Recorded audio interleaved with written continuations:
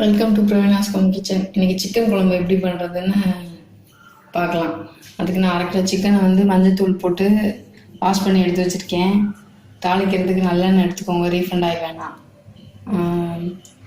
2.5 spoon மிளகாத்தூள், 2 spoon மல்லித்தூள், 1/2 spoon கறி மசாலா தூள், ஒரு 20 சின்ன வெங்காயம், 2 பெரிய தக்காளி, 2 ஸ்பூன் ஜிஞ்சர் கார்லிக் பேஸ்ட்டு, தாளிக்கிறது கொஞ்சமாக சோம்பு, ஒரு 2 பீஸ் பட்டை, ஒரு ஏலக்காய், 2 கிராம்பு. குழம்புக்கு தேங்காயில் நான் ஒரு 2 பெரிய பீஸ் தேங்காய் கட் பண்ணியிருக்கேன். நீங்கள் திருவண்ண தேங்காயாக இருந்தால் 1/2 கப் தேங்காய், 1 ஸ்பூன் சோம்பு, 1/2 ஸ்பூன் மிளகு, 4 முந்திரி பருப்பு, கசகசா. மிளகாத்தூளோட நான் மஞ்சளும் சீரகமும் சேர்த்து அரைச்சிருக்கேன். அதனால் இதில் சீரகமும் மஞ்சளும் சேர்க்கலை. ஃபஸ்ட்டு ஒரு கடாயை சூடு பண்ணிவிட்டு ஒரு 3 ஸ்பூன் எண்ணெய் ஊற்றிக்கணும். நம்ம தாளிக்கு எடுத்து வச்சிருந்த பட்டை, சோம்பு, ஏலக்காய், கிராம்பு எல்லாத்தையும் சேர்த்துக்கணும்.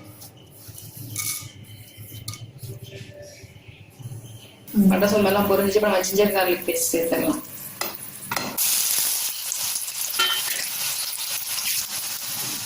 நறுக்கிறதுக்கு சின்ன வெங்காயத்தை சேர்த்துக்கணும்.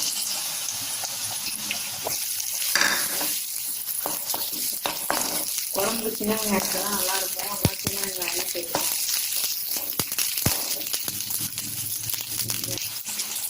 தேவையான அளவு உப்பு.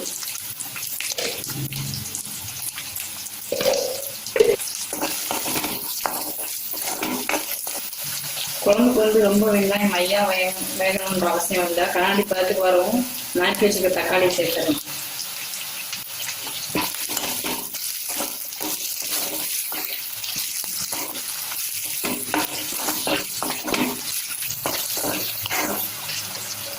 வெங்காயம் தக்காளியெல்லாம் இப்போ வதங்கிடுச்சு. நம்ம எடுத்து வச்சிருந்த மசாலா, மிளகாத்தூள், மல்லித்தூள், கறி மசாலா, இது 3 சேர்த்துக்கலாம்.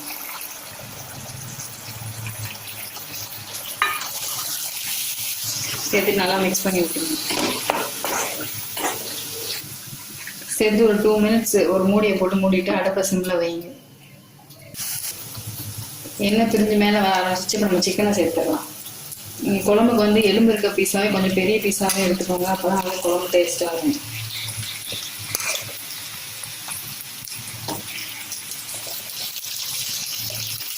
போட்டு நல்லா மிக்ஸ் பண்ணி விட்டுருவேன்.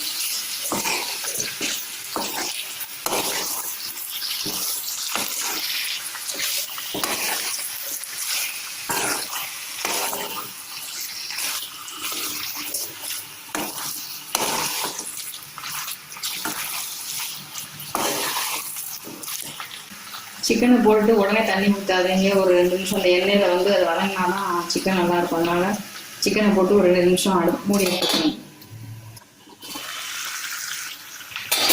இப்போ சிக்கன் நல்லா வதங்கி வச்சு நம்ம தண்ணி சேர்த்துடலாம்.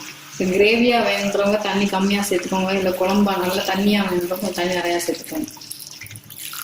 நான் குழம்பா வேணுன்றதுனால கொஞ்சம் தண்ணி ஜாஸ்தி சேர்த்துருக்கேன். தேங்காய் வேற சேர்க்கணும். தண்ணி ஊற்றிட்டு ஒரு தடவை மிக்ஸ் பண்ணிடுவேன்.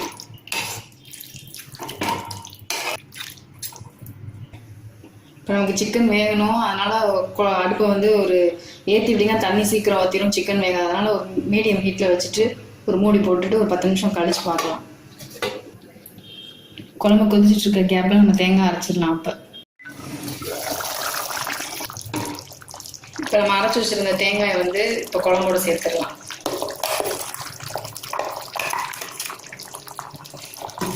தேங்காயை ஊற்றி நல்லா ஒரு தடவை மிக்ஸ் பண்ணி விட்டுக்கலாம்.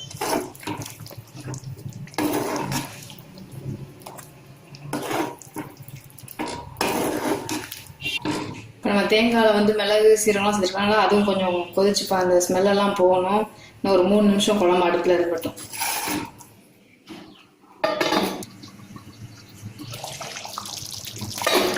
நல்லா குழம்பெல்லாம் கொதிச்சு சிக்கன்லாம் வெந்துருச்சு. இப்போ நம்ம கொத்தமல்லி தூவி இறக்கிடலாம். நீங்களும் உங்கள் வீட்டில் ட்ரை பண்ணி பாருங்கள். இந்த வீடியோ உங்களுக்கு பிடிச்சிருந்துச்சுன்னா லைக் பண்ணுங்கள், ஷேர் பண்ணுங்கள், சப்ஸ்கிரைப் பண்ணுங்கள். தேங்க்யூ.